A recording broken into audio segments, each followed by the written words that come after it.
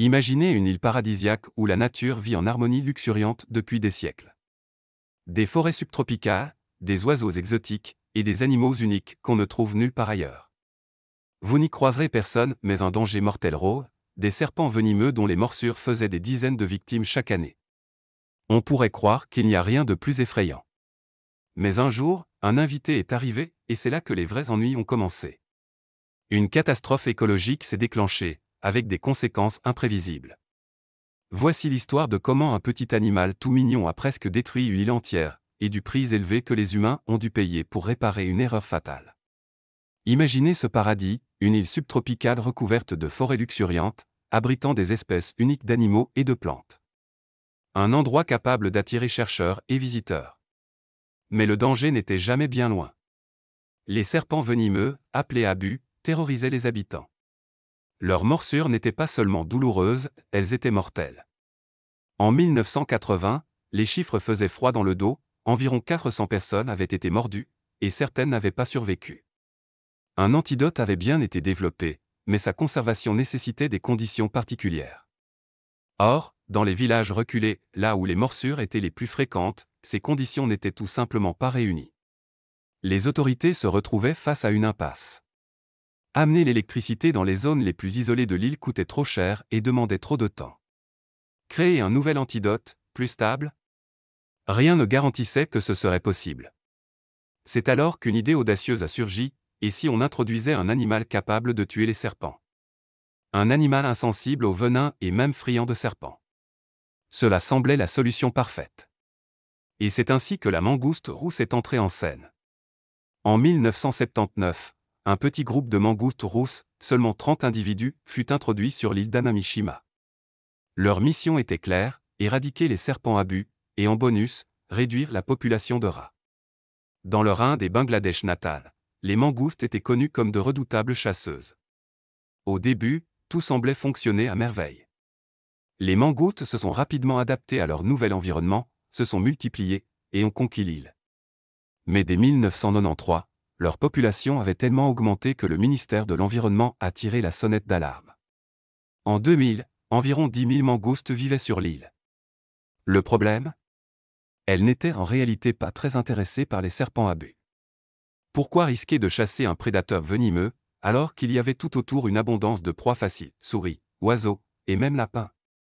C'est alors que les conséquences imprévues ont éclaté au grand jour, les mangoustes, censées aider, causaient en réalité d'énormes dégâts.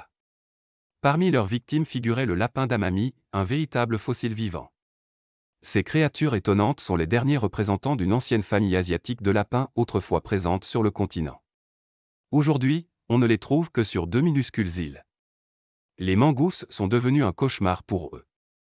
D'autres espèces endémiques ont également souffert, des musaraignes, des rats et des oiseaux propres à la région des Ryukyu ont tous été menacés. En à peine 20 ans, l'habitat de plusieurs espèces locales avait été réduit de presque moitié.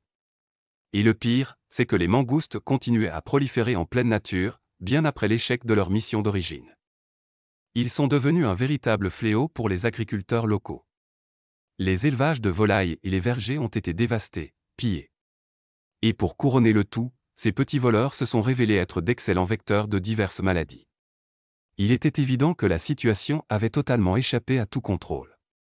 Il fallait agir d'urgence, entreprendre quelque chose de différent et d'original, sinon l'écosystème de l'île risquait d'être irrémédiablement brisé. C'est alors que le gouvernement japonais a décidé de corriger l'erreur commise un quart de siècle plus tôt. Ils ont lancé un vaste programme de réduction des populations de mangoustes. Ce fut une véritable guerre, et tous les moyens possibles ont été essayés. Au début, ils ont utilisé des méthodes simples comme la pose de pièges le long des routes, mais les animaux ont rapidement compris l'astuce. Alors l'artillerie lourde est entrée en jeu, des pièges spécialement conçus pour ne pas nuire aux autres animaux, des appâts toxiques et des attractifs ingénieux. Même des chiens spécialement entraînés ont été utilisés. Les habitants locaux ont aussi participé à la chasse et ne sont pas restés à l'écart. De véritables escouades de « chasseurs bénévoles de mangoustes » opéraient sur l'île, à la recherche des petits délinquants poilus. La lutte pour la paix a été longue et difficile.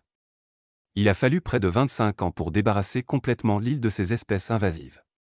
La dernière mangouste a été capturée en 2017, et depuis, aucune nouvelle apparition n'a été signalée. Ce fut une véritable victoire pour le Japon, ce qu'aucun autre pays n'avait réussi à faire, éradiquer totalement les populations de mangoustes sur une île aussi grande. Les experts étaient ravis, sauf, bien sûr, les mangoustes elles-mêmes. Mais qu'est-il arrivé aux serpents, à l'origine de toute cette histoire? Il s'avère que pendant que les gens luttaient contre les mangoustes, le problème des morsures de habus s'est progressivement résolu. En 2020, le nombre de cas avait considérablement diminué. Et surtout, depuis 1992, aucun cas mortel n'a été enregistré. Cela s'explique principalement par le fait que les gens ont appris à vivre à proximité de ces dangereux voisins. Les antidotes sont devenus plus efficaces et plus accessibles, et les méthodes de prévention se sont améliorées. Il s'est avéré que les serpents n'étaient pas aussi effrayants que ce que l'histoire en disait. Les îles Aoshima offrent une véritable leçon pour le monde entier, à quel point une intervention irréfléchie dans les processus naturels peut être dangereuse. Même les meilleures intentions peuvent mener à des conséquences catastrophiques si l'on ne prend pas en compte tous les risques possibles. Mais cette histoire montre aussi que même les problèmes les plus complexes peuvent être résolus si l'on agit ensemble et qu'on ne baisse pas les bras. Les Japonais ont mis près d'un demi-siècle à corriger leur erreur, mais ils y sont parvenus. Aujourd'hui, Amamishima est redevenu un paradis, où des espèces rares d'animaux et de plantes peuvent vivre en paix. Mais le travail n'est pas terminé, les mangoustes vivent encore sur d'autres îles japonaises, notamment à Okinawa. Désormais, fort de l'expérience acquise sur Amamishima, les écologistes se préparent à de nouveaux combats pour préserver l'équilibre naturel sur ces îles. Alors, la prochaine fois que vous serez tenté d'introduire un animal exotique dans votre jardin pour lutter contre les nuisibles, souvenez-vous de l'histoire des mangoustes sur Amamishima. Parfois, la meilleure solution est de laisser la nature suivre son cours, plutôt que d'essayer de bouleverser complètement l'ordre naturel des choses. Et pour l'instant, réjouissons-nous pour les habitants d'Amamishima, qui peuvent enfin vivre en paix, se promener sur leur magnifique île sans craindre ni les serpents venimeux ni les mangoustes trop actives. Et peut-être qu'un jour, nous aurons la chance de visiter ce coin extraordinaire de la planète et de voir comment la nature a su restaurer ce qui avait été perdu. Cette réussite écologique a également inspiré d'autres pays confrontés à des espèces invasives.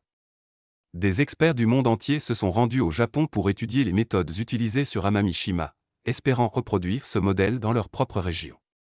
Cela montre que lorsque la science, la communauté locale et les autorités travaillent main dans la main, il est possible d'inverser même les situations les plus critiques pour l'environnement. Mais au-delà de l'aspect scientifique, cette histoire est aussi un témoignage puissant sur la patience et la persévérance humaine. Pendant des décennies, les habitants ont vécu avec les conséquences d'une erreur, mais ils n'ont jamais cessé de lutter pour retrouver l'harmonie naturelle de leur île. Leur engagement démontre que les petites actions quotidiennes, cumulées au fil du temps, peuvent avoir un impact immense sur la santé de notre planète. Enfin, Amamishima est aujourd'hui plus qu'un simple refuge pour la biodiversité, c'est un symbole d'espoir. Dans un monde où les catastrophes écologiques sont de plus en plus fréquentes, l'histoire de cette île nous rappelle qu'il n'est jamais trop tard pour réparer les erreurs du passé, tant que nous agissons avec respect, responsabilité et foi en la résilience de la nature.